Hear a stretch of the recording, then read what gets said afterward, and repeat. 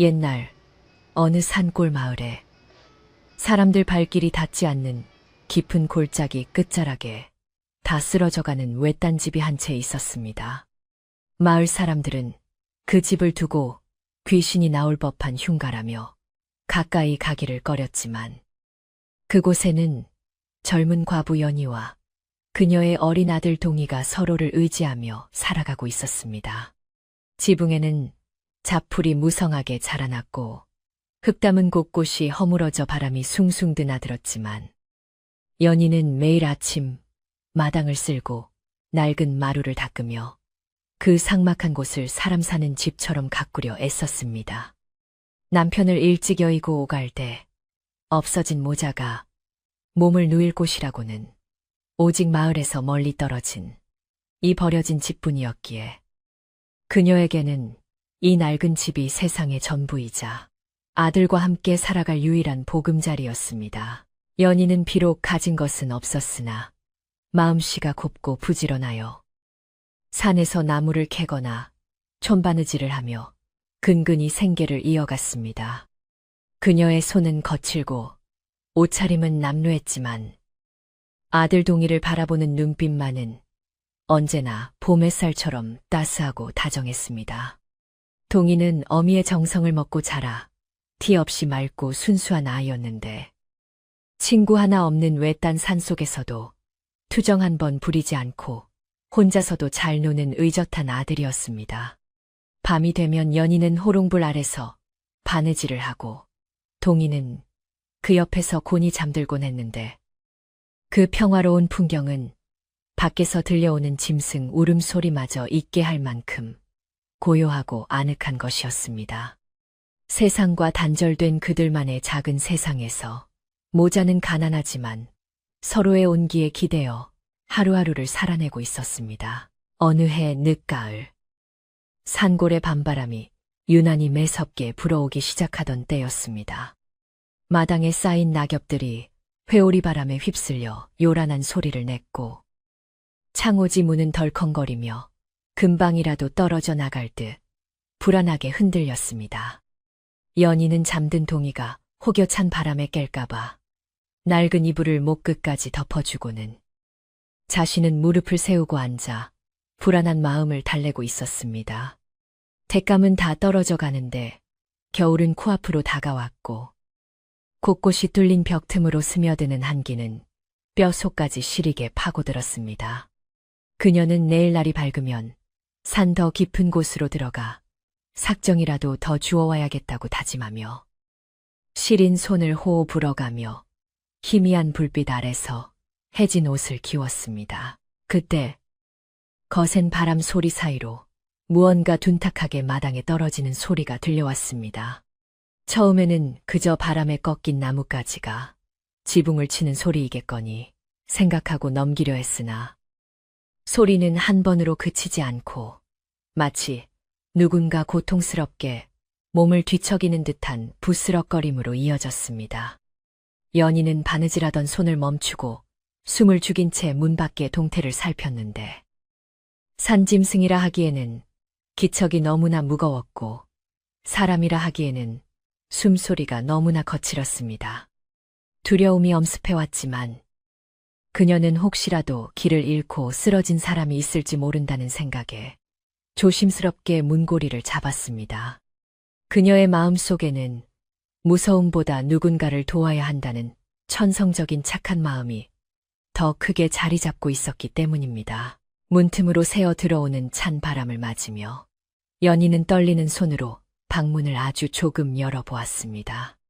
칠흑 같은 어둠 속에서 거세게 몰아치는 비바람이 마당을 휩쓸고 있었는데 희미한 달빛에 비친 마당 한 구석에는 하얗고 긴 물체가 꿈틀거리고 있었습니다. 그녀는 호롱불을 들고 마루로 나가 자세히 살펴보았고 이내 소스라치게 놀라 뒤로 물러서고 말았습니다.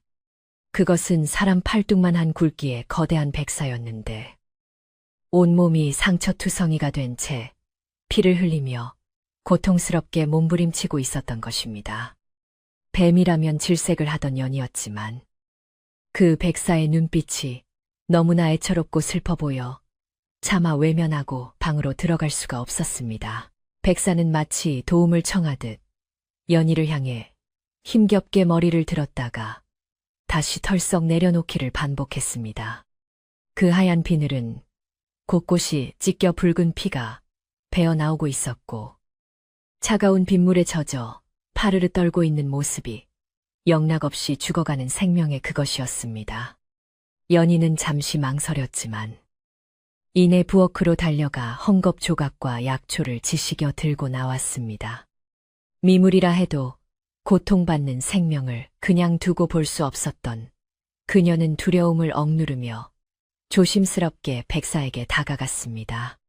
백사는 그녀가 다가오자 경계하는 듯 했으나 연희의 따뜻한 손길이 상처에 닿자 이내 순하게 몸을 맡기며 거친 숨을 몰아쉬었습니다. 연희는 정성스럽게 백사의 상처를 닦아내고 지식인 약초를 발라주었는데 그 손길은 마치 다친 아이를 돌보는 어미의 손길처럼 조심스럽고 부드러웠습니다. 차가운 뱀의 몸뚱이에서 느껴지는 서늘한 기운이 손끝을 타고 전해졌지만 그녀는 아랑곳하지 않고 자신의 옷자락을 찢어 상처 부위를 감싸주었습니다. 치료가 끝날 무렵 백사는 고맙다는 듯이 연희의 손목을 스르르 감았다가 풀며 그녀의 눈을 빤히 바라보았습니다.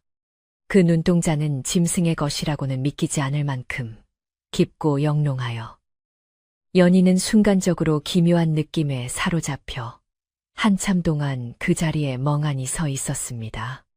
밤바람은 여전히 차가웠지만 이상하게도 그녀의 마음 한구석에는 알 수 없는 온기가 피어올랐습니다. 다음 날 아침 눈을 뜬 연희는 황급히 마당으로 나가보았지만 백사는 온데간데 없고 핏자국만이 희미하게 남아있을 뿐이었습니다.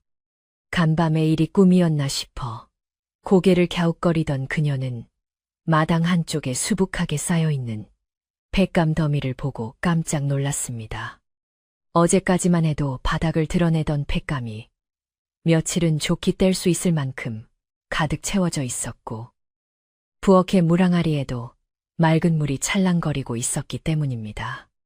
마을 사람 누구도 이 흉가에 발을 들이지 않는다는 것을 잘 아는 연희로서는 도깨비가 곡할 노릇이었지만 왠지 모르게 간밤에 구해준 백사의 눈빛이 떠올라 가슴이 두근거렸습니다. 그날 이후로 연희의 집에는 밤마다 기이한 일들이 벌어지기 시작했습니다. 자고 일어나면 무너진 담벼락이 말끔하게 고쳐져 있거나 구멍난 지붕이 새기와로 덮여 비가 새지 않게 되어 있었습니다. 누가 하는 일인지 알 수 없었지만 연희는 이것이 자신을 돕고자 하는 누군가의 은밀한 손길임을 느낄 수 있었습니다.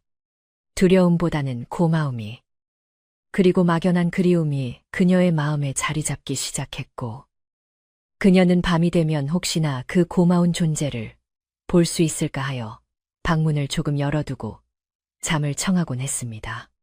동희 또한 엄마, 밤에 하얀 옷 입은 아저씨가 마당을 쓸고 갔어 라고 잠꼬대처럼 중얼거리기도 했습니다. 그러던 어느 달 밝은 밤, 연희는 마당에서 들려오는 인기척에 잠이 깼습니다. 조심스럽게 문을 열고 밖을 내다본 그녀는 마루 끝에 걸터 앉아 있는 한 사내의 뒷모습을 보게 되었습니다. 하얀 무명옷을 입은 그 사내는 유난히 피부가 희고 어깨가 넓었으며 달빛을 받아 신비로운 분위기를 자아내고 있었습니다.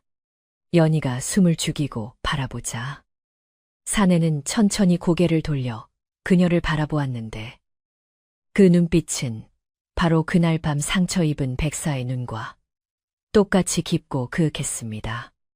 연희는 놀라움에 입을 다물지 못했지만 이상하게도 무섭다는 생각은 전혀 들지 않았습니다. 오히려 오랫동안 기다려온 사람을 만난 듯 가슴이 벅차오르는 것을 느꼈습니다.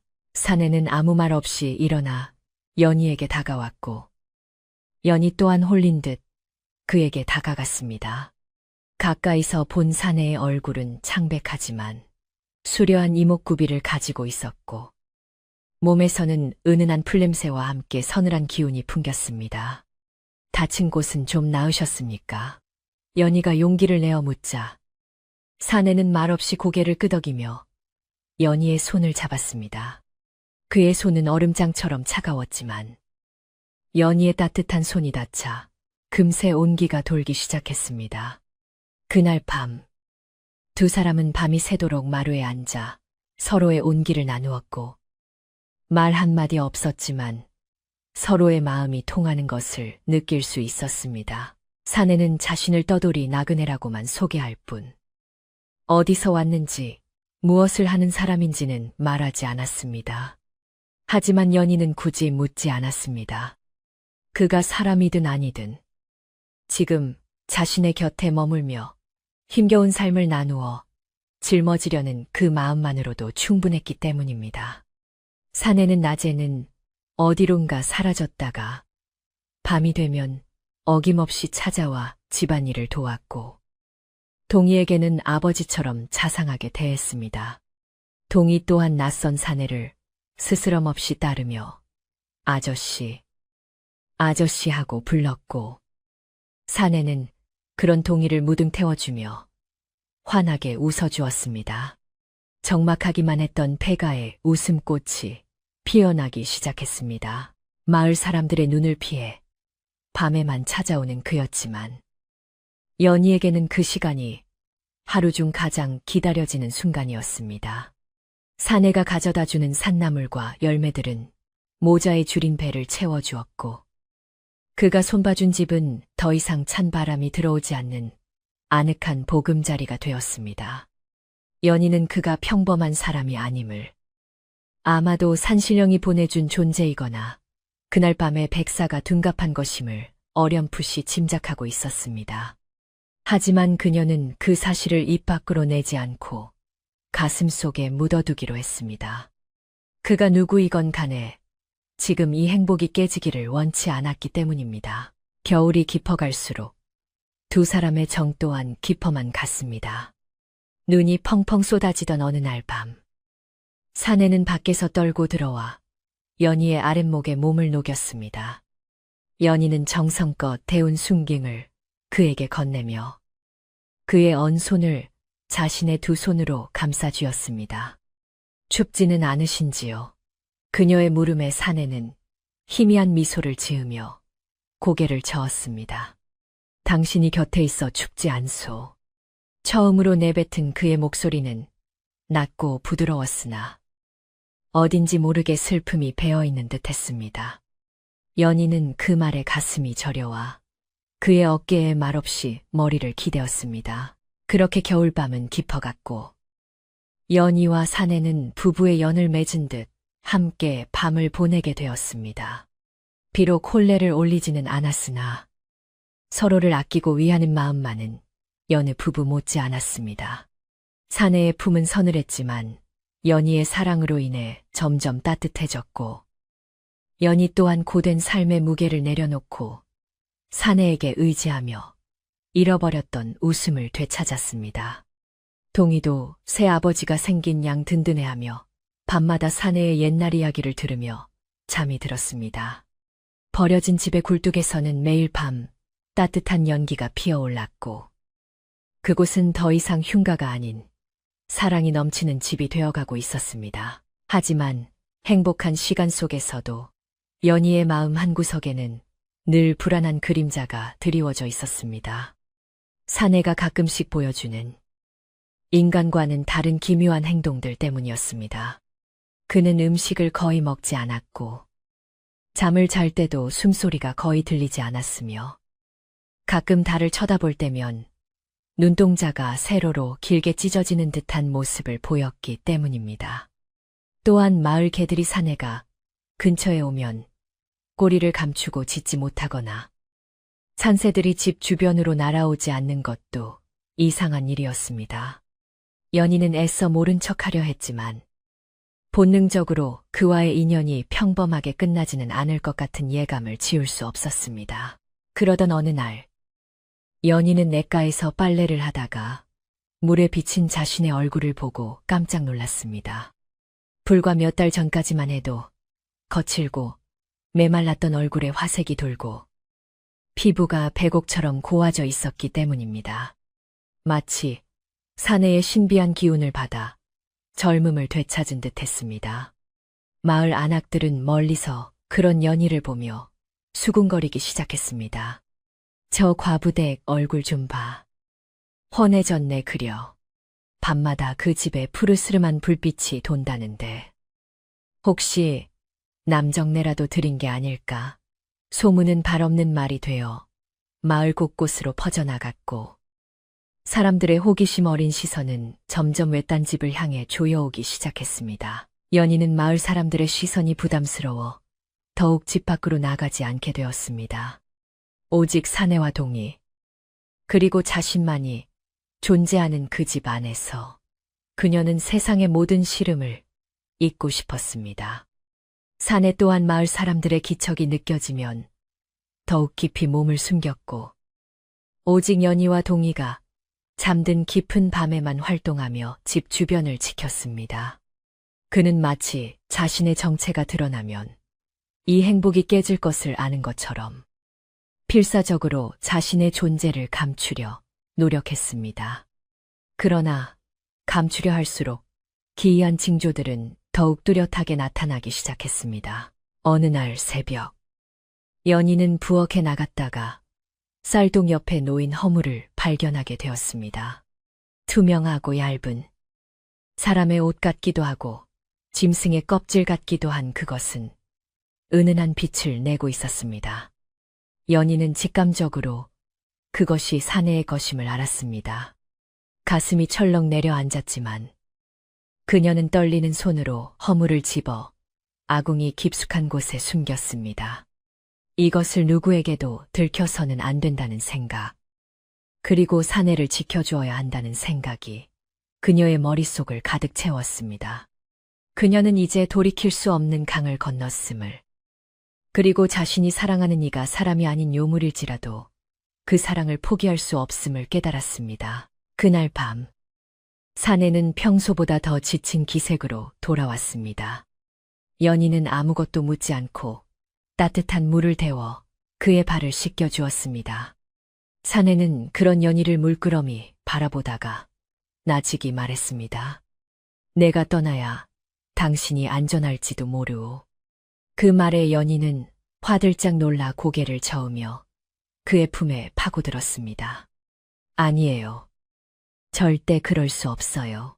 저와 동희를 두고 어디로 가시려는 거예요? 그녀의 간절한 애원에 사내는 깊은 한숨을 내쉬며 그녀를 꼭 끌어안았습니다.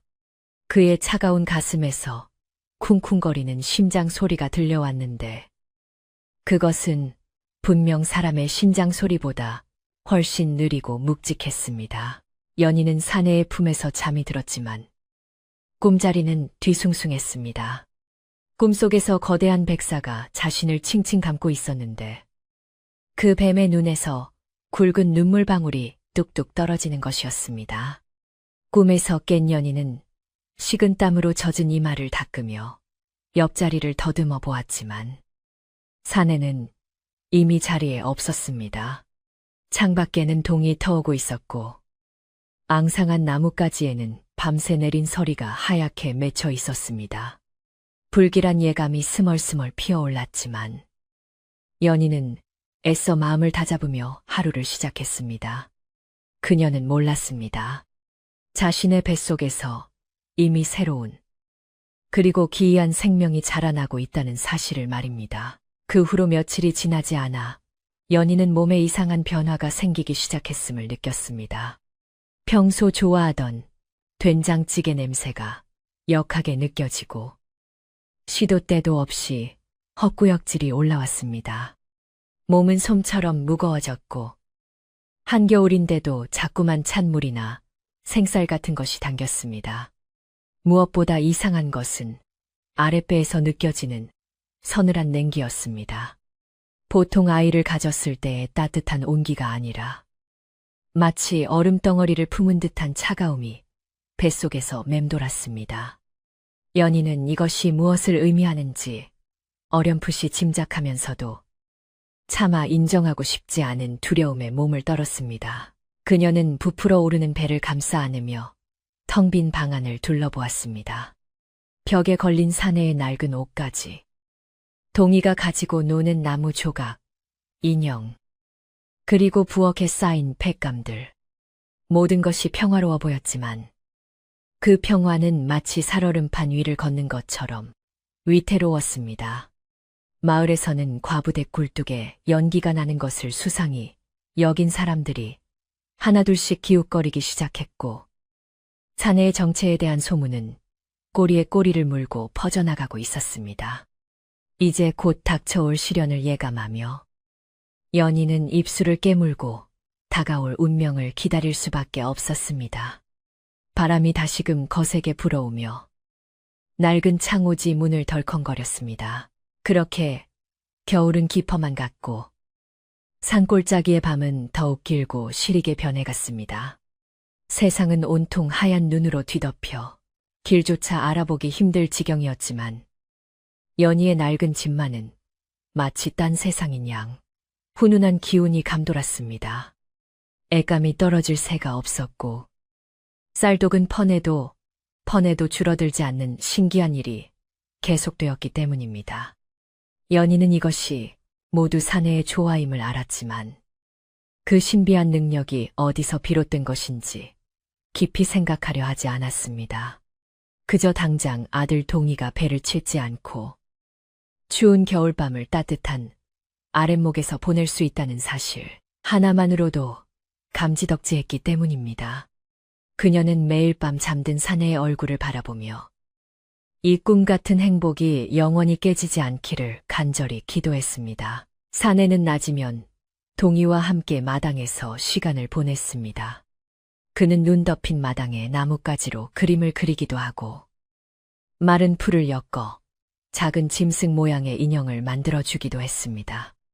동이는 그런 사내를 친아버지처럼 따르며 졸졸 쫓아다녔는데 신기하게도 사내가 만들어준 풀 인형들은 마치 살아있는 것처럼 바람에 따라 꼬물꼬물 움직이는 듯했습니다. 동이가 아저씨, 이거 봐요. 토끼가 뛰어가요. 하고 소리치면 사내는 그저 말없이 빙그레 웃어줄 뿐이었습니다. 그 웃음은 참으로 맑고 고요했으나 그 눈 깊은 곳에는 언제나 알 수 없는 슬픔과 근심이 짙게 깔려 있었습니다. 연희는 마루 끝에 앉아 그 모습을 지켜보며 사내의 슬픔이 무엇인지 가늠해보려 애썼습니다. 하지만 연희의 몸 상태는 날이 갈수록 예사롭지 않게 변해가고 있었습니다. 입덧은 멈추지 않았고 무엇보다 뱃속의 냉기가 점점 더 심해져 한여름 얼음장처럼 차가웠습니다.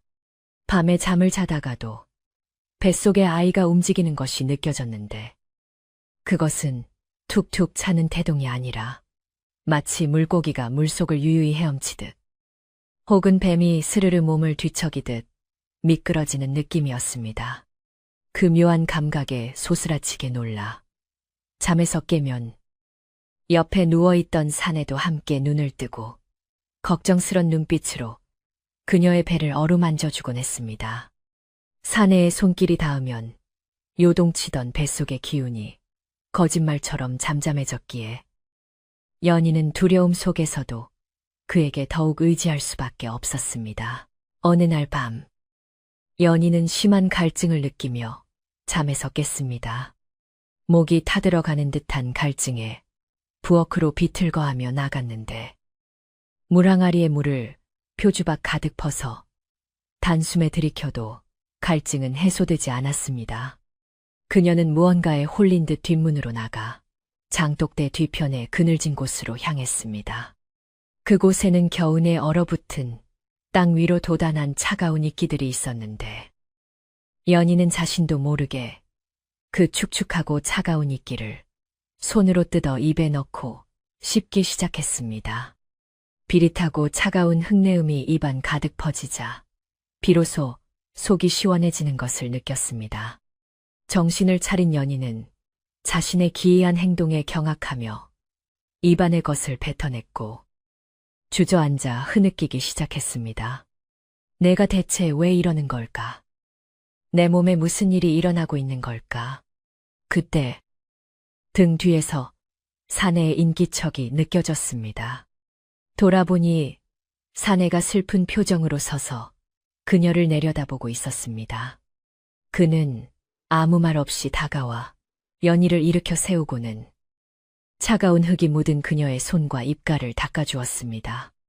미안하오. 모두 내 탓이오. 사내의 목소리는 떨리고 있었습니다.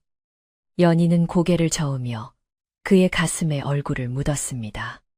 아니에요. 당신 탓이 아니에요. 그저 제가 조금 아픈 것뿐이에요.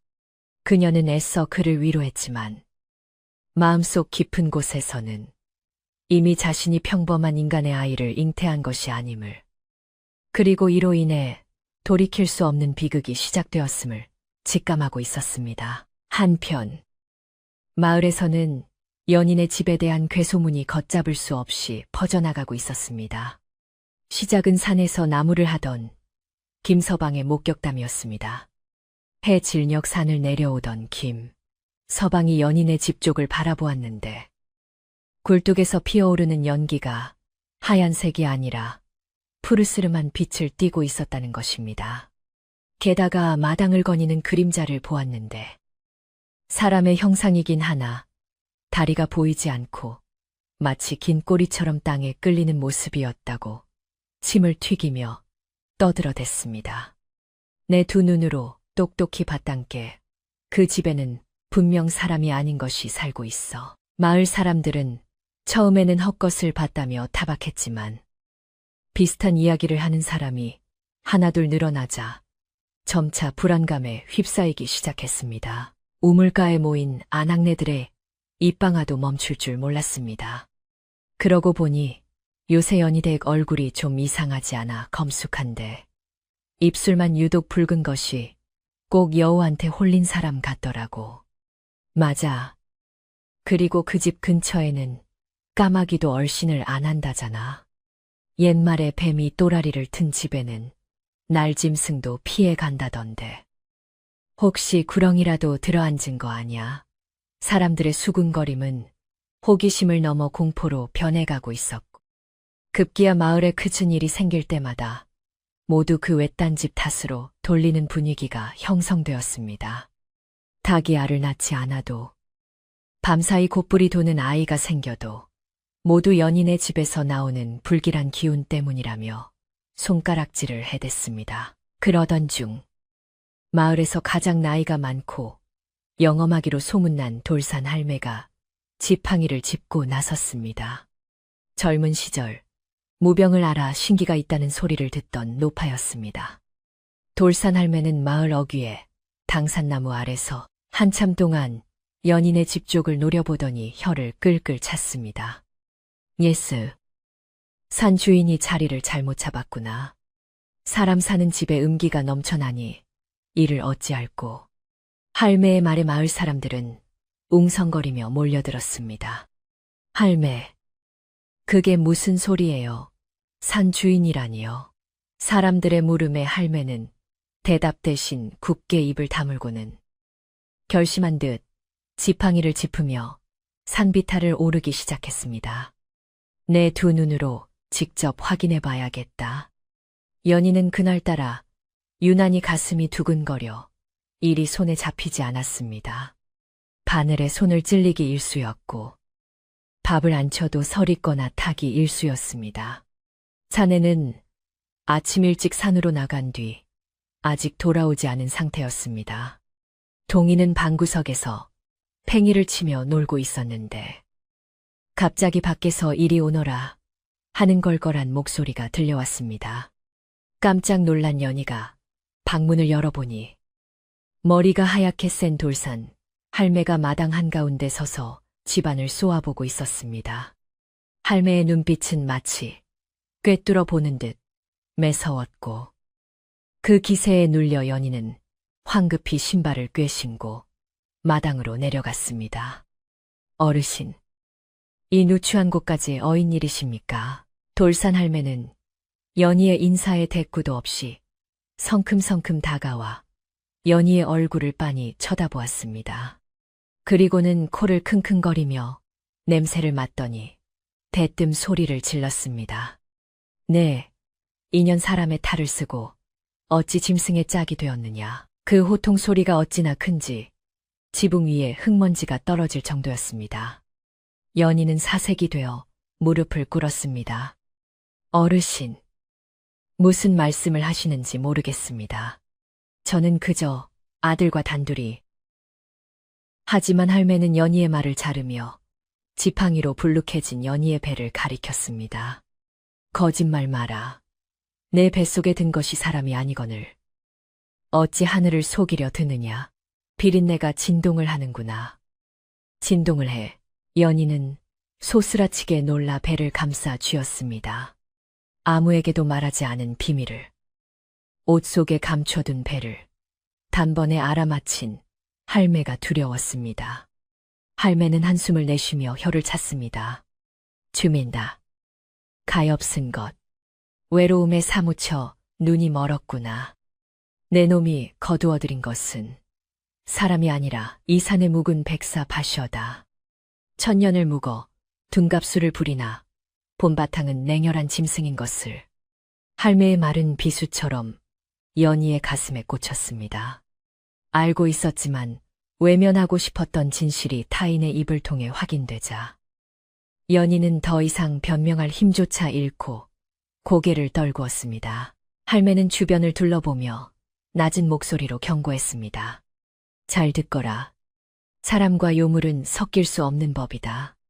내가 품은 그 아이가 자라면 결국 내 정기를 모두 빨아먹고 내 배를 찢고 나올 것이다. 내 목숨이 위태롭단 말이다. 연희는 공포에 질려 눈물을 흘리며 애원했습니다. 어르신, 제발 도와주세요. 하지만 그분은 저를 해칠 분이 아닙니다. 저를 살려주신 분이에요. 연희의 애원에도 할매는 단호하게 고개를 저었습니다. 요물에게 정의란 없다. 그저 본능만 있을 뿐이지. 지금이라도 늦지 않았으니 그놈을 내치고 뱃속의 화근을 없애야 네가 살고 네 아들이 산다. 그때 산 쪽에서 바람이 거세게 불어오며 마른 나뭇잎들이 회오리쳤습니다. 돌산 할매는 흠칫 놀라며 산 쪽을 노려보았습니다. 무언가 거대한 기운이 집을 향해 다가오고 있음을 감지한 것입니다. 할매는 서둘러 품에서 붉은 팥주머니를 꺼내 마당 곳곳에 뿌리며 주문을 외웠습니다. 물러가라, 썩 물러가라. 팥알갱이들이 타닥타닥 소리를 내며 땅에 떨어졌고 순간 집 주변을 감싸고 있던 온화한 기운이 깨지며 서늘한 냉기가 마당을 덮쳤습니다.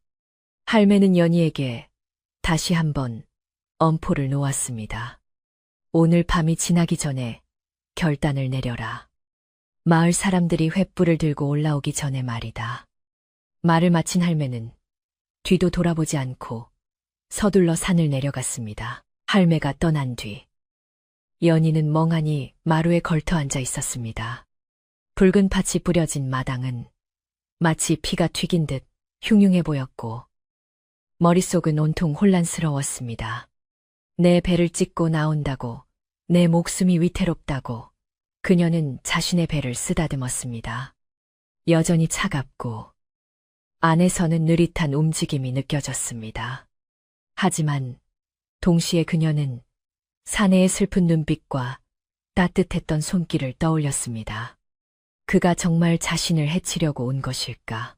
아니면 그 또한 어쩔 수 없는 운명에 갇혀 있는 것일까? 연희의 마음속에서 사랑과 공포가 치열하게 싸우고 있었습니다. 해질 무렵 사내가 돌아왔습니다. 그는 평소와 달리 안색이 백지장처럼 창백했고 입가에는 희미한 핏자국이 묻어 있었습니다. 마당에 뿌려진 팥을 본 그는 괴로운 듯 인상을 찌푸리며 비틀거렸습니다. 팥은 뱀이나 귀신이 가장 싫어하는 곡물이었기에 그 기운이 그에게 고통을 주는 듯 했습니다. 연희는 황급히 달려나가 그를 부축했습니다. 괜찮으세요? 어디 다치신 거예요? 그녀의 물음에 사내는 힘없이 고개를 저으며 그녀를 바라보았습니다. 그 노파가 다녀갔구려. 그는 이미 모든 것을 알고 있는 듯 했습니다. 사내는 연희를 방으로 이끌고 들어가 앉힌 뒤 진지한 표정으로 입을 열었습니다. 부인, 이제는 말해야 할 때가 온 것 같소. 노파의 말이 맞소. 나는 사람이 아니오. 그가 마침내 자신의 정체를 시인하자 연희의 가슴이 쿵 내려앉았습니다. 알고 있었습니다. 연희의 떨리는 대답에 사내는 놀란 듯 눈을 크게 떴습니다. 알고 있었으면서 어찌 나를 내치지 않았소. 어찌 내 곁에 머물렀단 말이오. 연희는 눈물을 글썽이며 그의 손을 잡았습니다. 당신이 누구든 무엇이든 상관없었습니다. 당신은 우리 모자를 살려주셨고 따뜻하게 지켜주셨으니까요. 제게는 그것만이 진실입니다. 연희의 고백에 사내의 눈시울이 붉어졌습니다. 그는 고개를 떨구며 괴로워했습니다. 하지만 내 욕심이 과했소. 인간의 정을 탐하지 말았어야 했는데. 당신 뱃속의 아이는 나의 요기를 타거나 당신의 생명을 갉아먹고 있소. 이대로 두면 당신은 정말 죽게 될 것이오. 사내의 말은 돌산 할매의 경고와 일치했습니다. 연희는 공포심이 일었지만 동시에 모성애가 발동했습니다.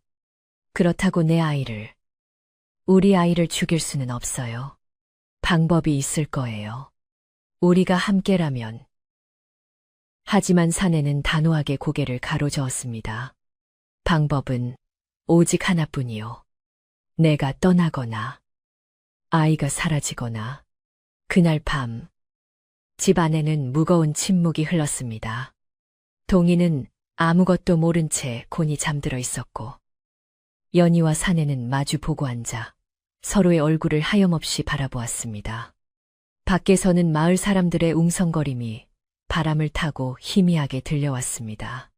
돌산 할매의 말을 전해 들은 마을 청년들이 흉가를 없애야 한다며 횃불을 준비하고 있다는 소문이 사실인 듯 했습니다. 위기감이 고조되는 가운데 연희의 배가 갑자기 격렬하게 요동치기 시작했습니다. 아악연희가 비명을 지르며 쓰러졌습니다. 이전과는 비교할 수 없는 극심한 고통이 그녀의 온몸을 휘감았습니다. 사내는 놀라 연희를 끌어안았습니다. 그의 손이 연희의 배에 닿자 뱃속의 아이가 마치 아비의 기운을 알아보는 듯 더욱 거세게 꿈틀거렸습니다. 연희의 얼굴은 흑빛으로 변해갔고 숨이 넘어갈 듯 헐떡였습니다. 사내는 직감했습니다. 시간이 얼마 남지 않았음을. 아이가 태어나려 하는 것이 아니라 어미의 정기를 모두 빨아들이고 본체로 돌아가려 하고 있음을. 사내의 눈에서 굵은 눈물이 뚝뚝 떨어져 연희의 뺨을 적셨습니다. 안 돼. 이럴 수는 없어. 내 목숨을 바꿔서라도 당신을 살릴 것이오. 한편 산 아래 마을 어귀에는 수십 개의 횃불이 붉은 뱀처럼 길게 늘어서 있었습니다. 요물을 잡으러 가자. 마을의 우환을 없애야 한다. 사람들의 고함 소리가 밤하늘을 울렸고 그들은 몽둥이와 낫을 들고 산길을 오르기 시작했습니다. 붉은 불빛들이 점점 연인의 집을 향해 다가오고 있었고 칠흑 같은 어둠 속에서 외딴 집은 마치 풍전등화와 같은 신세가 되었습니다. 바람이 미친 듯이 불어대며 나뭇가지를 흔들었고 숲속의 짐승들도 공포에 질려 울부짖었습니다. 비극의 밤은 그렇게 시작되고 있었습니다. 연희는 고통 속에서 희미해져가는 의식을 붙잡으며 사내의 옷자락을 꽉 쥐었습니다. 가세요. 어서 피하세요. 사람들이 오고 있어요. 그녀는 죽어가는 순간까지도 사내의 안위를 걱정했습니다. 그런 연희의 모습에 사내는 가슴이 찢어지는 듯한 아픔을 느꼈습니다. 그는 결심을 굳힌 듯 입술을 깨물며 일어섰습니다. 그리고 창밖으로 다가오는 횃불의 물결을 바라보며 그의 눈동자가 서서히 샛노란 뱀의 눈으로 변해갔습니다. 이제 더 이상 숨길 수도 피할 수도 없는 순간이 닥쳐오고 있었습니다. 방 안의 공기는 마치 한겨울 산꼭대기에 칼바람이 부는 것처럼 매섭고 차가웠습니다. 아궁이의 불을 아무리 지펴도 방바닥에는 하얀 성에가 끼기 시작했고 연희의 숨결은 허공에서 하얀 입김으로 흩어졌습니다. 그녀는 이불을 턱 밑까지 끌어당기고 덜덜 떨었지만 뱃속에서 뿜어져 나오는 냉기는 뼈마디 하나하나를 얼어붙게 만들 정도로 강력했습니다. 그것은 살아있는 사람의 몸에서 나올 수 있는 기운이 아니었습니다. 연희의 입술은 보랏빛으로 변해갔고 눈썹에는 서리가 내려앉아 마치 얼음 조각상처럼 변해가고 있었습니다. 사내는 그녀의 손을 잡고 자신의 온기를 전하려 애썼지만 그 역시 본래 냉혈한 짐승인지라 따뜻한 인간의 체온을 만들어내기에는 역부족이었습니다. 그의 손 또한 차갑게 식어가는 연희의 손과 다를 바가 없었기 때문입니다. 사내의 눈동자는 점점 인간의 것이 아닌 세로로 찢어진 파충류의 눈으로 변해가며 초조함이 극에 달하고 있었습니다. 그는 자신의 정체를 드러내는 한이 있더라도 연희를 살려야 한다는 생각에 사로잡혀 있었습니다. 조금만 참으시오. 내 곧 이 고통을 멈추게 하리다. 사내의 목소리는 쇳소리처럼 거칠게 갈라졌고 그의 몸 주변으로 푸르스름한 안개가 피어오르기 시작했습니다. 그것은 그가 수백 년 동안 산속에서 돌을 닦으며 모아온 정기였으나 지금은 오로지 죽어가는 아내의 생명을 붙들기 위해 닥치는 대로 쏟아붓고 있는 것이었습니다. 방 안을 가득 채운 푸른 안개는 신비로웠지만 동시에 섬뜩한 공포를 자아내기에 충분했습니다. 그 시각 마을 어귀에서부터 올라오기 시작한 횃불 행렬은 마치 거대한 뱀이 산을 타고 오르는 형상을 하고 있었습니다. 수십 명의 장정들이 든 횃불은 밤하늘을 붉게 물들였고 그들의 입에서 터져 나오는 고함 소리는 산짐승들의 울음소리를 압도했습니다. 요물을 잡아라. 마을의 재앙을 뿌리 뽑자. 사람들의 분노는 맹목적이었고 그 선두에는 서슬퍼런 눈빛의 돌산 할매가 지팡이를 휘두르며 서 있었습니다. 할매는 주문을 외우듯 중얼거리며 팥과 소금을 허공에 뿌려댔고 그럴 때마다 횃불의 불꽃이 더욱 거세게 타오르며 튀어올랐습니다.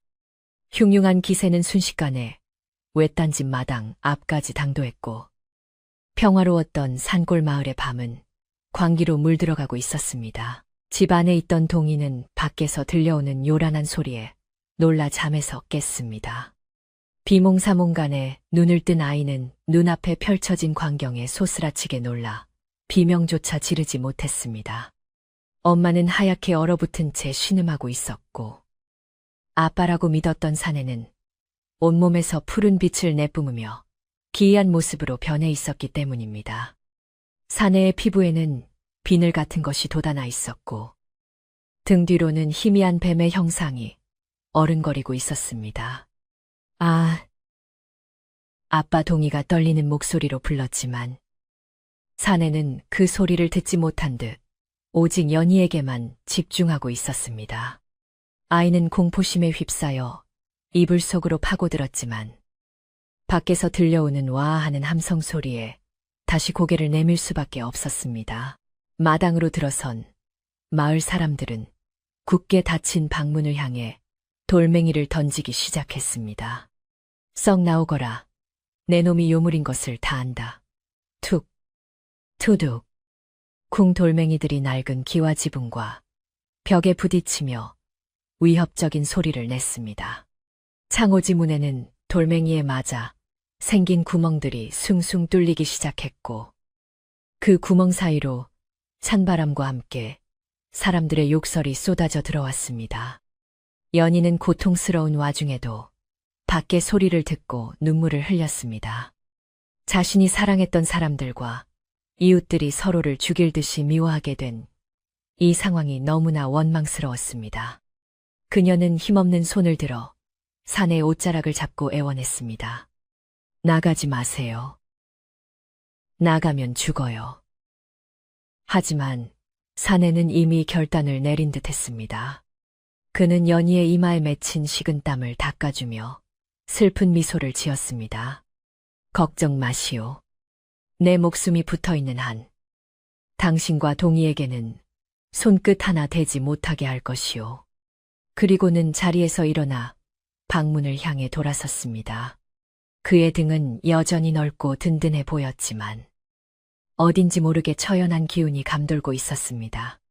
사내가 움직이자 방 안의 푸른 안개가 그를 따라 움직였고 얼어붙었던 방바닥의 냉기가 그의 발밑으로 모여들며 소용돌이쳤습니다. 그는 이제 인간의 탈을 벗고 본연의 힘을 개방하려 하고 있었습니다. 그것은 연희를 살리기 위한 마지막 수단이자 마을 사람들에게 자신의 존재를 증명하는 비극적인 선택이었습니다. 돌산 할매는 마당 한가운데에 제단을 차리고 굿을 시작했습니다. 징과 꽹과리, 소리가 요란하게 울려 퍼지는 가운데 할매는 작두 위를 펄쩍펄쩍 뛰며 귀신을 쫓는 칼춤을 추었습니다.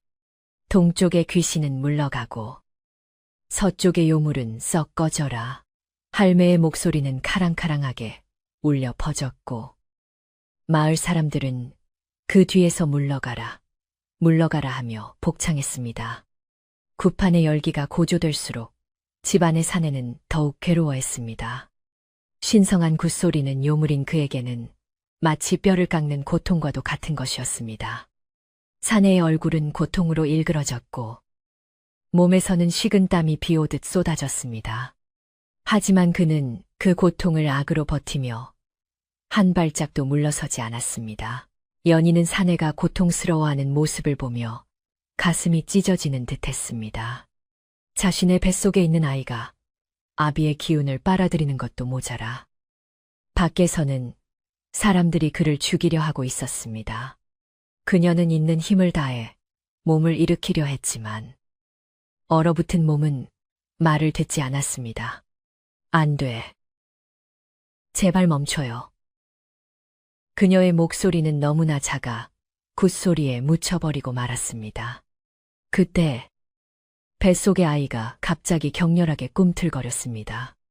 마치 밖의 소란스러움에 반응하듯 혹은 아비의 위기를 감지한 듯 뱃속에서부터 강력한 힘이 솟구쳐 올랐습니다.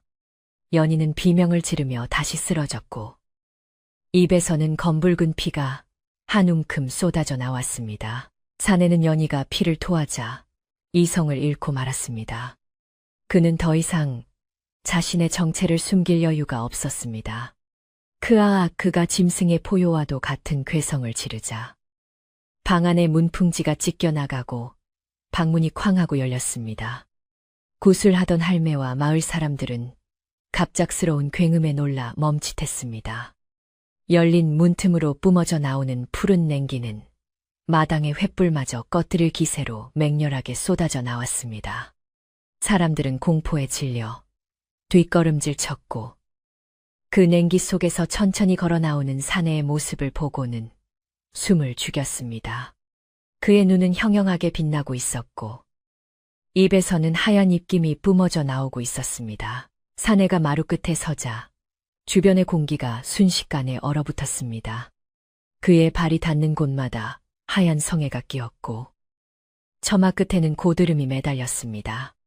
한겨울 추위보다 더한 살기가 마당을 덮치자 횃불을 들고 있던 장정들도 덜덜 떨며 횃불을 놓치기 시작했습니다. 돌산 할매만이 꼿꼿하게 서서 그를 노려보았습니다. 네, 이놈 드디어 본색을 드러내는구나. 할매가 소리치며 팥주머니를 던지자 사내는 손을 휘저어 공중에서 팥알들을 얼려버렸습니다. 타닥타닥 소리를 내며 얼음 조각이 된 팥들이 바닥에 떨어졌습니다. 그 광경을 본 사람들은 귀신이다 하며 비명을 질렀습니다. 사내는 마을 사람들을 향해 낮고 위험 있는 목소리로 말했습니다. 나는 너희를 해칠 생각이 없다. 당장 물러가라. 그의 목소리는 사람의 것이라기보다 동굴 속에서 울리는 메아리처럼 깊고 울림이 컸습니다. 하지만 공포에 질린 사람들에게 그 말은 들리지 않았습니다. 오히려 괴물의 위협으로만 들릴 뿐이었습니다. 마을의 청년 중 하나가 용기를 내어 낫을 휘두르며 달려들었습니다. 죽어라. 이 괴물아 하지만 청년은 사내의 옷자락에 닿기도 전에 보이지 않는 힘에 튕겨나가 마당 구석에 처박혔습니다. 사람들은 더욱 흥분하여 돌멩이와 몽둥이를 마구잡이로 던져댔습니다. 돌멩이 하나가 사내의 이마를 스치고 지나가 피가 흘러내렸습니다. 붉은 피가 하얀 얼굴을 타고 흐르자 그의 눈빛이 순간적으로 흔들렸습니다. 그는 인간을 다치게 하고 싶지 않았지만 그들이 멈추지 않는다면 자신도 어쩔 수 없다는 것을 깨달았습니다. 그때 방 안에서 동희의 울음소리가 터져 나왔습니다. 아빠, 엄마가 이상해. 사내는 흠칫 놀라 뒤를 돌아보았습니다. 연희의 생명이 경각에 달려있음을 직감한 그는 마을 사람들을 상대할 시간이 없음을 알았습니다. 그는 다시 방으로 들어가려 했지만 돌산할매가 부적을 붙인 긴 줄을 던져 사내의 발목을 삼했습니다. 어딜 도망가려 하느냐. 오늘이 네 제삿날이다. 할매가 줄을 잡아 당기자 장정들이 합세하여 줄을 당겼습니다. 사내는 중심을 잃고 마루에서 마당으로 굴러떨어졌습니다. 흙바닥에 쓰러진 그의 몸 위로 그물과 밧줄이 덮쳐졌습니다. 사람들은 그가 꼼짝 못하게 누르며 몽둥이 찜질을 시작했습니다. 퍽, 퍽하는 둔탁한 소리가 밤하늘에 울려 퍼졌습니다. 사내는 반항하지 않고 그 매를 온몸으로 받아냈습니다. 그가 힘을 쓰면 사람들이 다칠까봐, 혹은 이것이 자신이 인간의 여자를 사랑한 죄에 대한 벌이라고 생각했는지도 모릅니다. 하지만 그의 시선은 오로지 열린 방문 틈으로 보이는 연희에게만 고정되어 있었습니다. 방 안의 연희는 흐릿해지는 시야 속에서 사내가 매를 맞는 모습을 보고 오열했습니다. 그녀는 기어가는 힘으로 문지방을 넘어 마루로 나왔습니다. 그만하세요. 제발.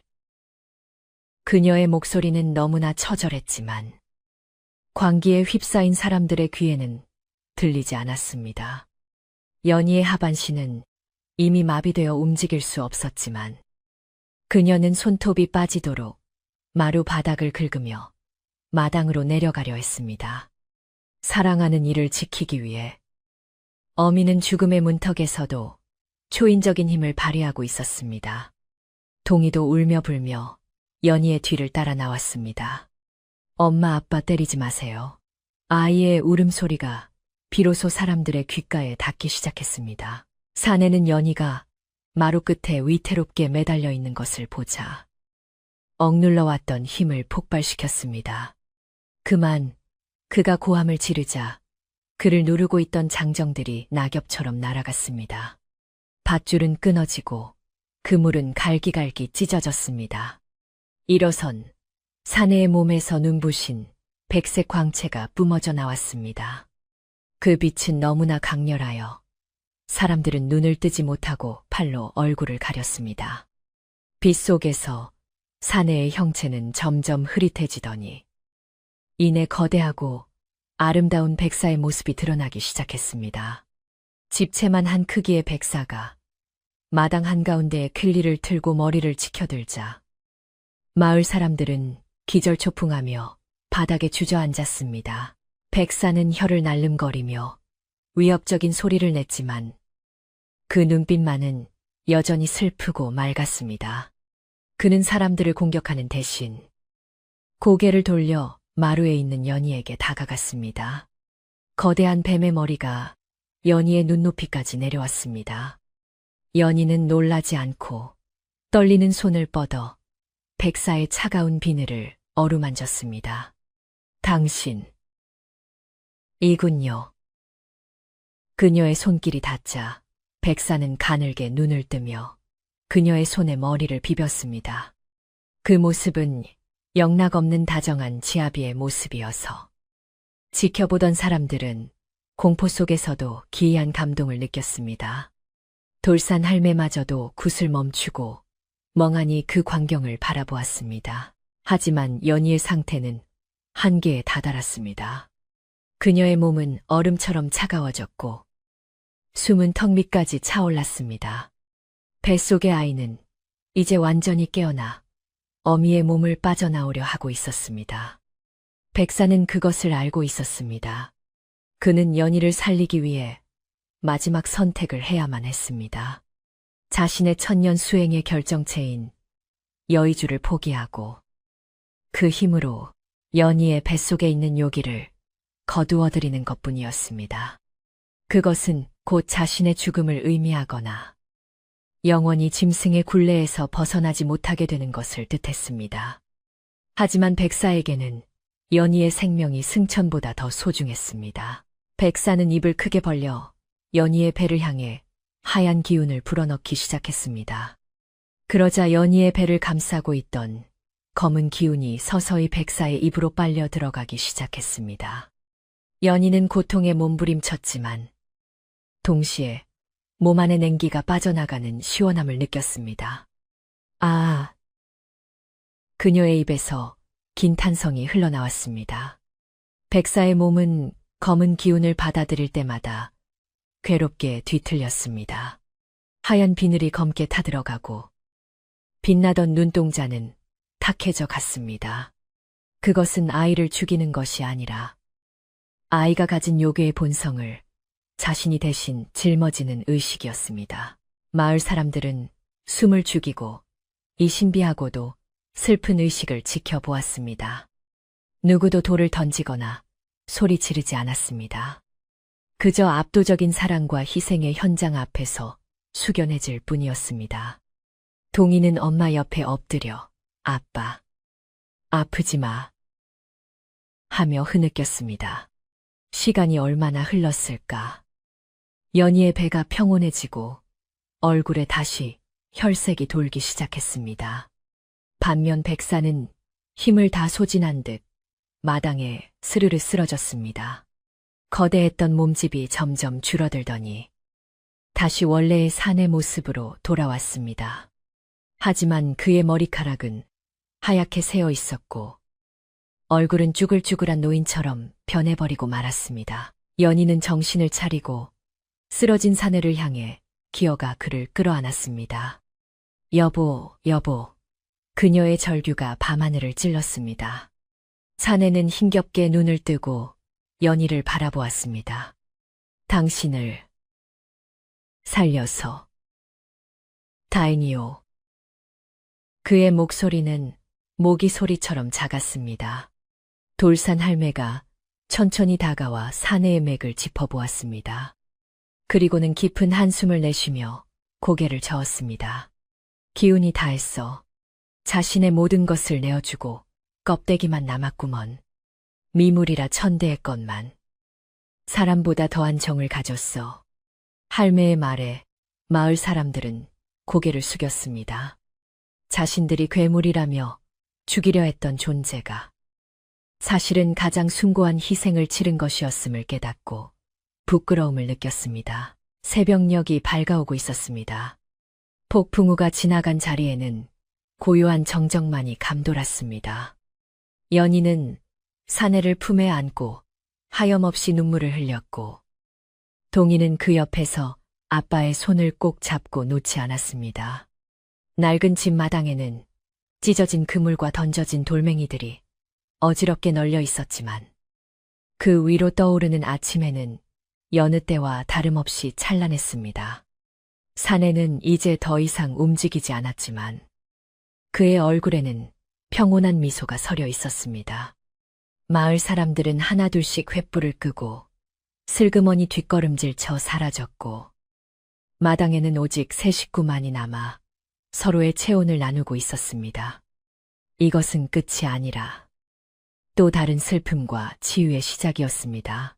아침 햇살이 산등성이를 타고 넘어와 마당을 비추자 밤새 광기로 들끓었던 외딴 집은 언제 그랬냐는 듯 고요한 정막에 잠겼습니다.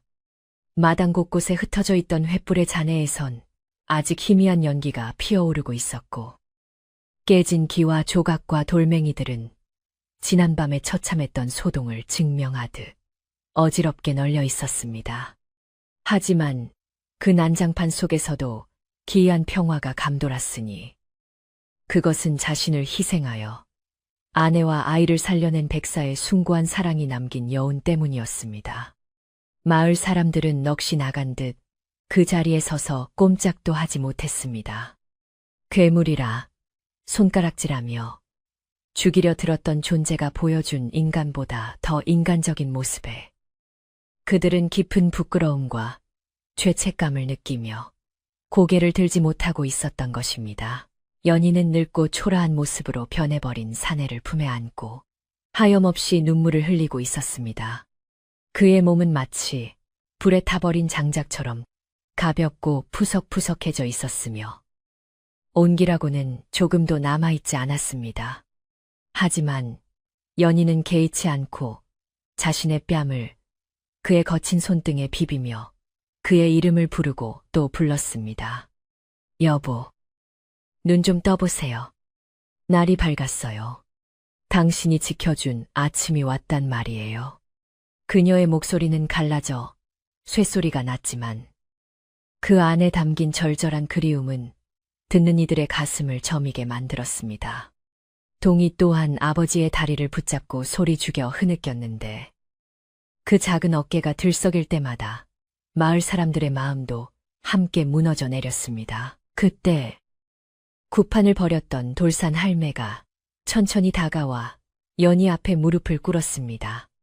천하를 호령할 듯 기세등등했던 할매의 모습은 온데간데 없고 그저 죄를 지은 늙은이의 회한만이 얼굴 가득 서려 있었습니다.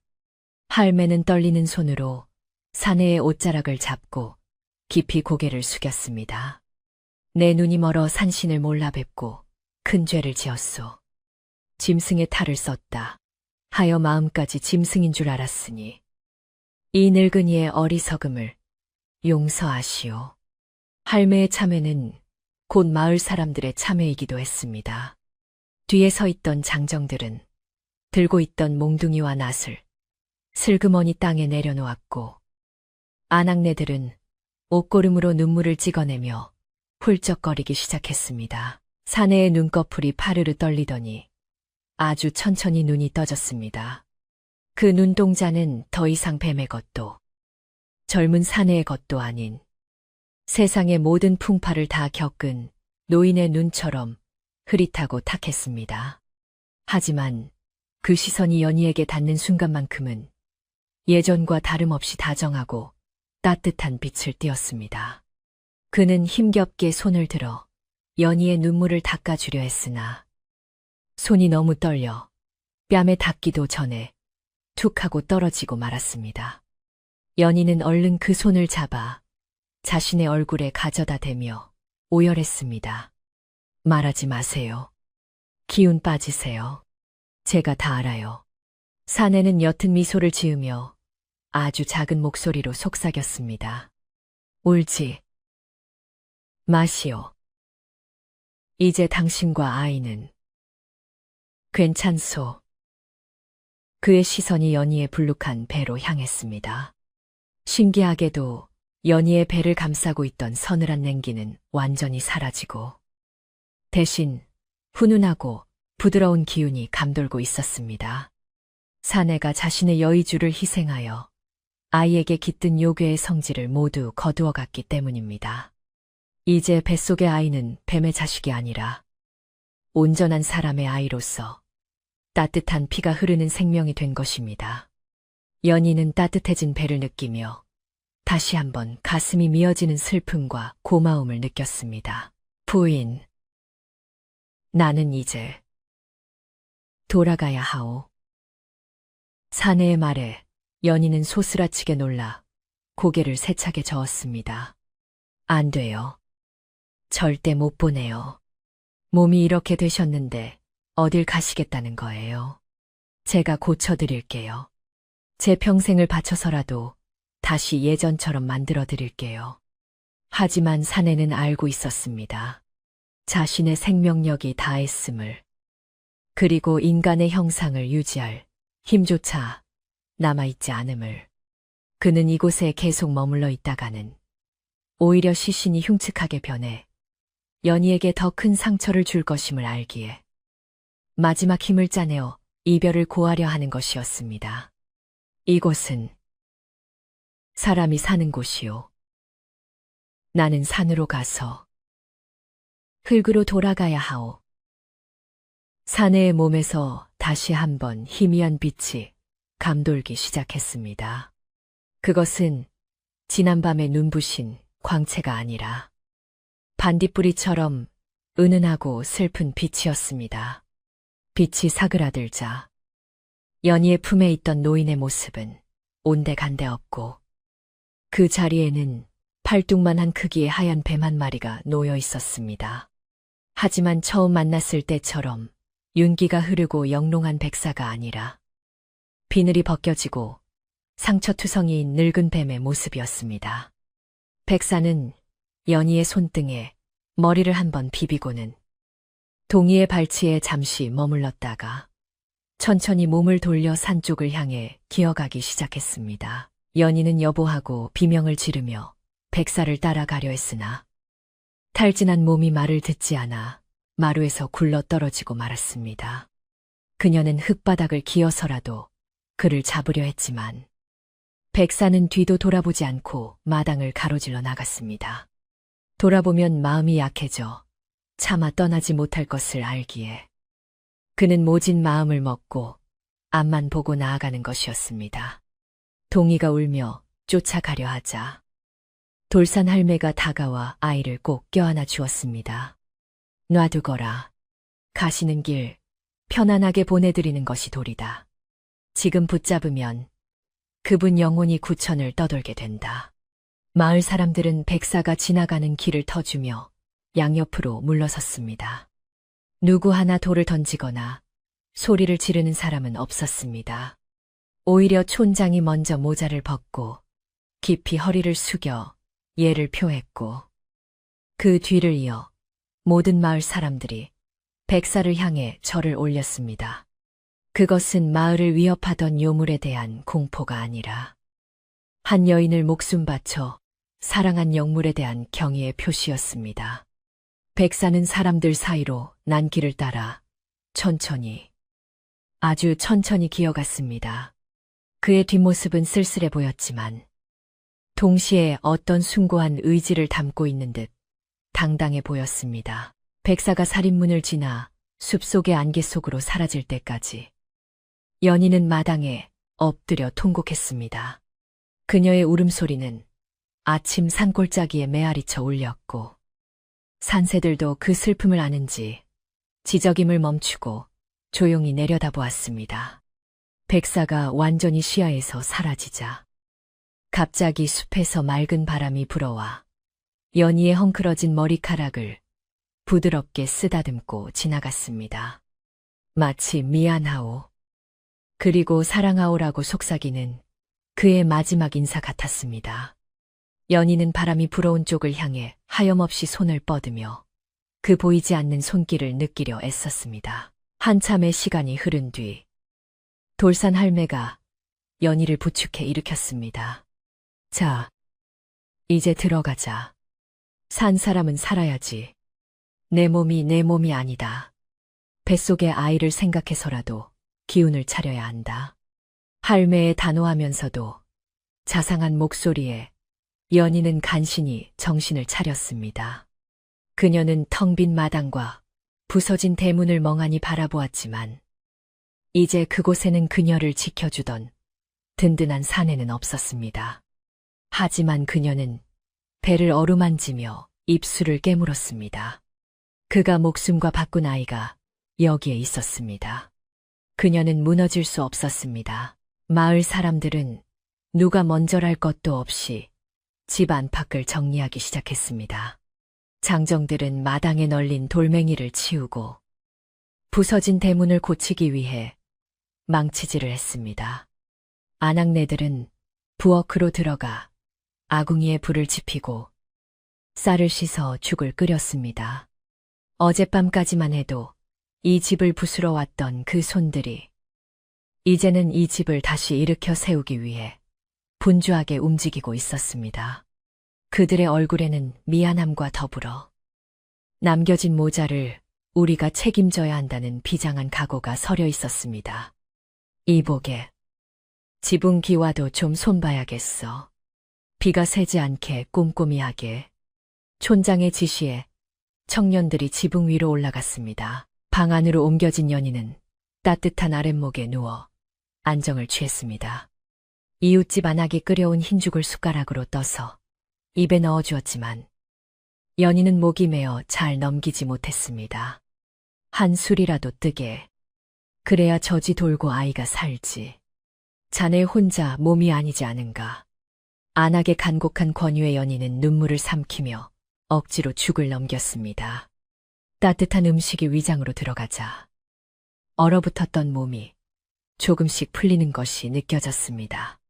그리고 신기하게도 뱃속의 아이가 툭하고 힘차게 발길질을 했습니다.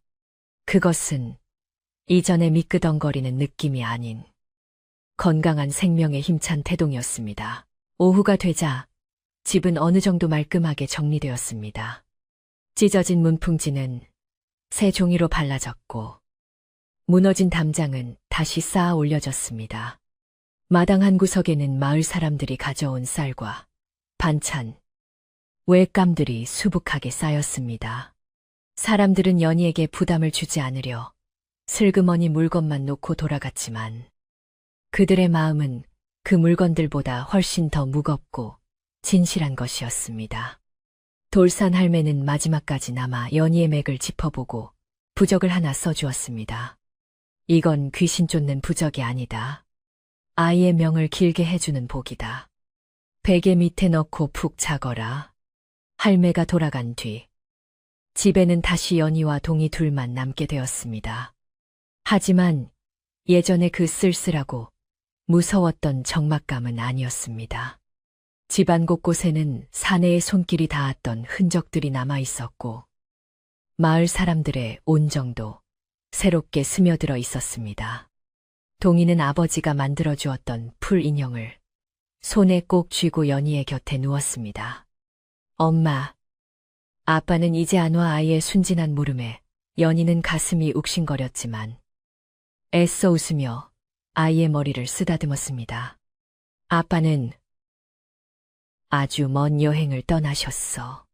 하지만 동이가 착한 아이로 자라는지 하늘에서 다 보고 계실 거야.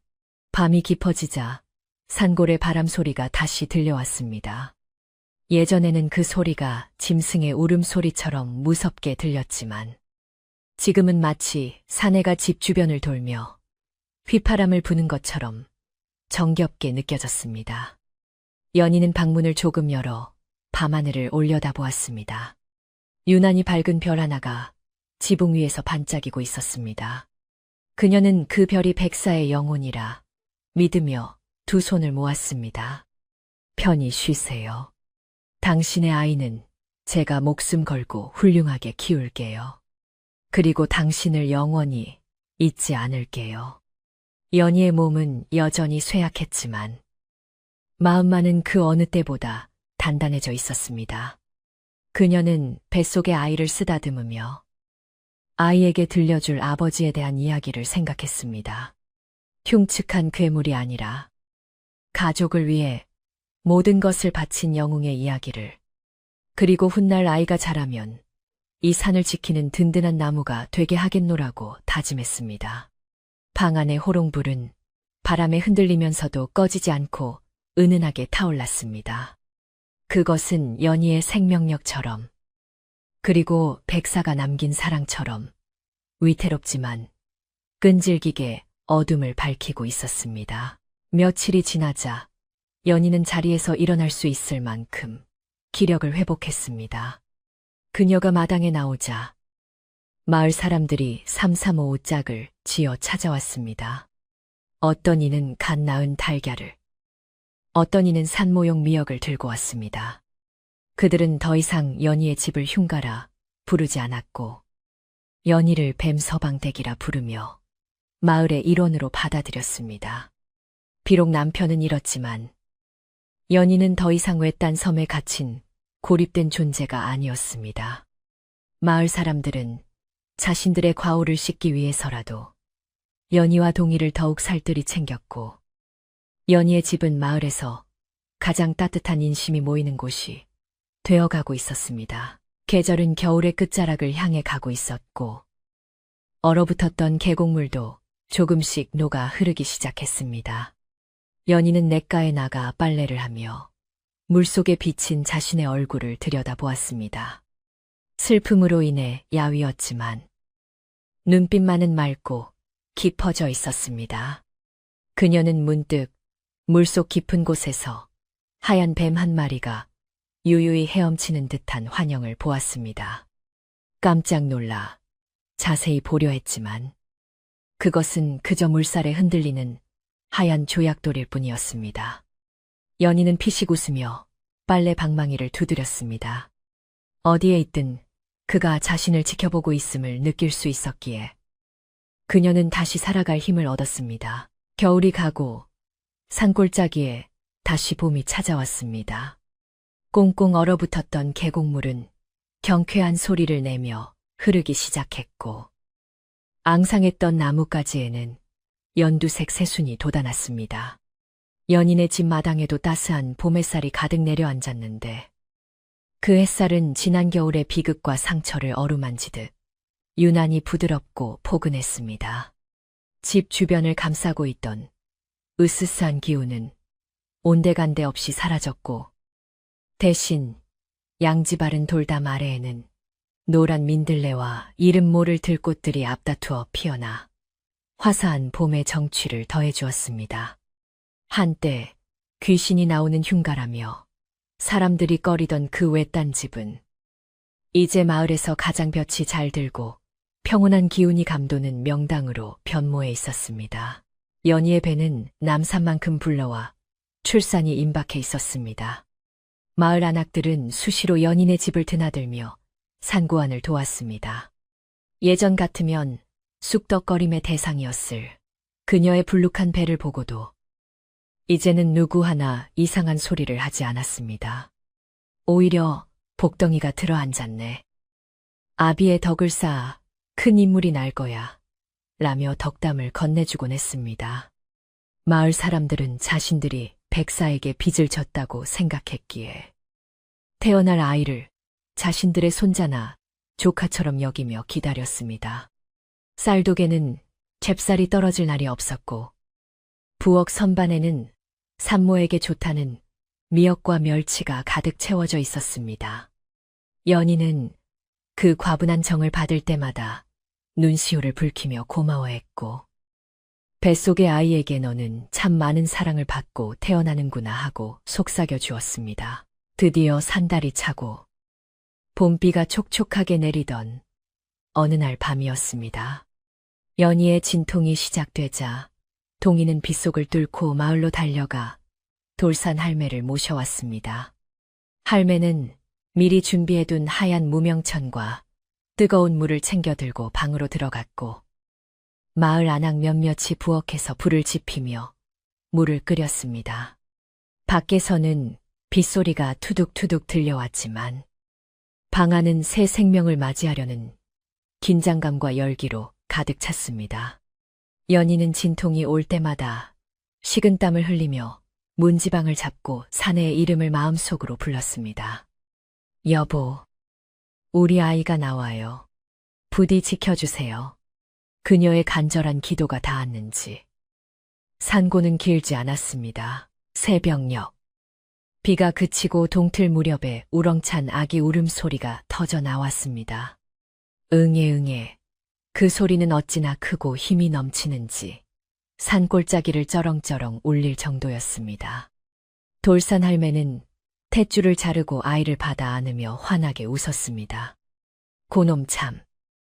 목청 한번 좋다 대장부로구나. 대장부야 할매의 말에 부엌에서 기다리던 안악들도 아이고. 다행이다. 순산했네. 순산했어. 하며 손뼉을 쳤습니다. 갓 태어난 아기는 백옥처럼 하얀 피부에 눈동자가 유난히 검고 깊어 신비로운 분위기를 풍겼습니다. 하지만 그 어디에도 뱀의 흔적이나 요괴의 기운은 없었습니다. 그저 건강하고 아름다운 사내 아이일 뿐이었습니다. 사내가 자신의 여의주를 희생하여 아이를 온전한 사람으로 만들어 주었다는 증거였습니다. 연희는 땀에 젖은 채 품에 안긴 아이를 내려다보았습니다. 아이는 마치 엄마를 알아보는 듯 울음을 그치고 연희의 눈을 빤히 쳐다보았습니다. 그 눈빛이 떠나간 사내의 눈과 너무나 닮아 있어 연희는 가슴이 벅차오르는 것을 참지 못하고 하염없이 눈물을 흘렸습니다. 아가, 내 아가. 아빠가 너를 살리셨단다. 그녀는 아이의 작고 보드라운 손을 자신의 볼에 비비며 감격에 겨워했습니다. 동희도 신기한 듯 동생의 얼굴을 들여다보며 엄마, 동생이 정말 하얘요. 눈 같아요. 하며 까르르 웃었습니다. 방 안은 기쁨과 안도로 가득 찼고 창밖에서는 아침 햇살이 방 안 깊숙이 들어와 갓 태어난 생명을 축복해 주었습니다. 아기의 이름은 보은보은, 이라 짓지 않고 맑고 밝게 자라라는 뜻에서 백운바윤이라 지었습니다. 흰 구름처럼 자유롭고 깨끗하게, 그리고 아비인 백사의 고귀한 뜻을 잊지 말라는 의미도 담겨 있었습니다. 백운이가 태어난 후 연인의 집은 마을 사람들의 사랑방이 되었습니다. 사람들은 파티를 하다가도 틈만 나면 백운이 잘 크나 보자 하며 들렀고 아이의 웃음소리에 하루의 피로를 씻곤 했습니다. 신기하게도 백운이는 잔병치레 한 번 하지 않고 무럭무럭 자랐습니다.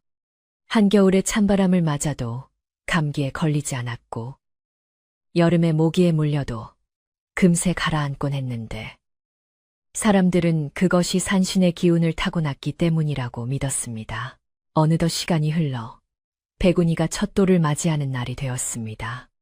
마을 사람들은 십시일반으로 돈과 음식을 모아 잔치를 열어주기로 했습니다. 마을 회관이 아닌 연인의 넓은 마당에 멍석을 깔고 잔치상을 차리기로 한 것입니다. 아침 일찍부터 동네 장정들이 와서 차일에 가림막을 치고 안악들은 전을 부치고 떡을 찌느라 분주했습니다. 고소한 기름 냄새와 떡 찌는 냄새가 온 마을에 진동하자 지나가던 나그네들도 발길을 멈추고 기웃거릴 정도였습니다. 연희는 곱게 지은 색동저고리를 백운이에게 입히며 흐뭇한 미소를 지었습니다. 아이는 방실방실 웃으며 동희 형의 등 뒤로 숨으며 장난을 쳤습니다.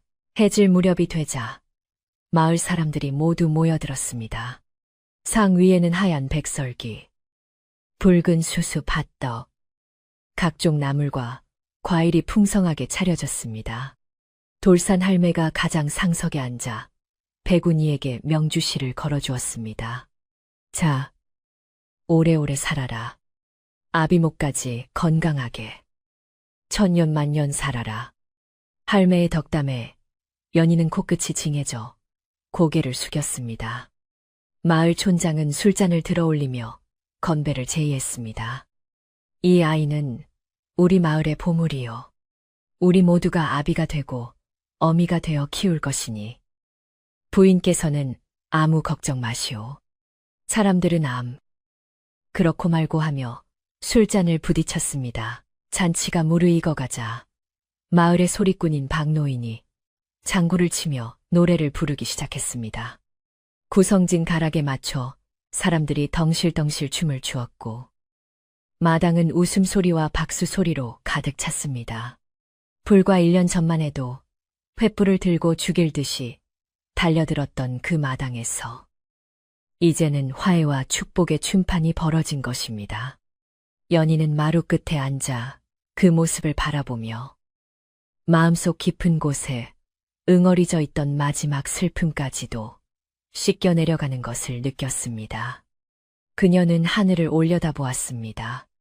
구름 한 점 없는 맑은 밤하늘에 둥근 달이 환하게 떠 있었고 그 달빛은 마치 사내가 내려다보며 웃는 것처럼 인자하게 마당을 비추고 있었습니다. 동희는 동네 아이들과 어울려 뛰어놀다가 땀에 젖어 돌아왔습니다.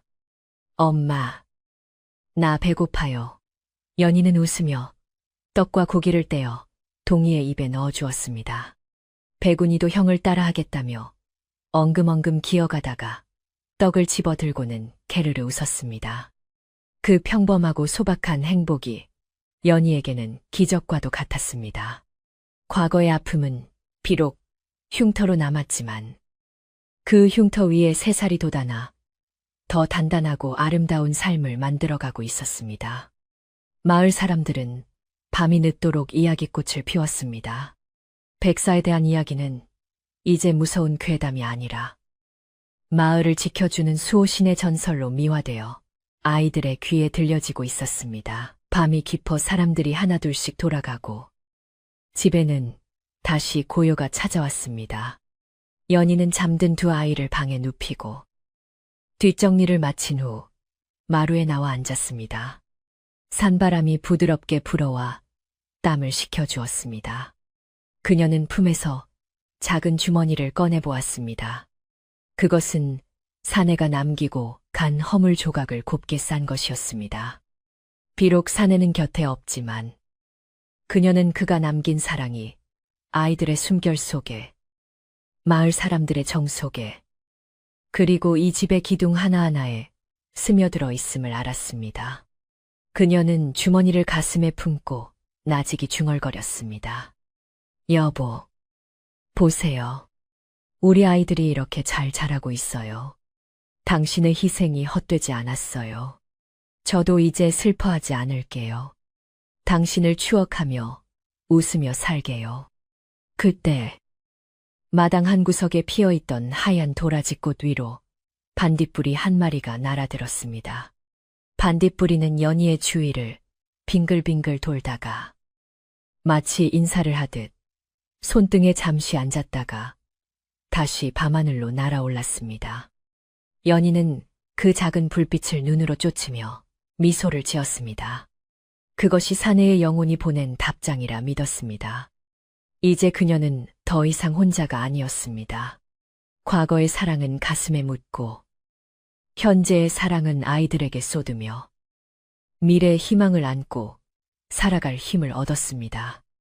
산골 마을의 밤은 깊어갔지만 연희의 마음속에는 꺼지지 않는 등불이 환하게 타오르고 있었습니다. 연희는 자리에서 일어나 방으로 들어갔습니다.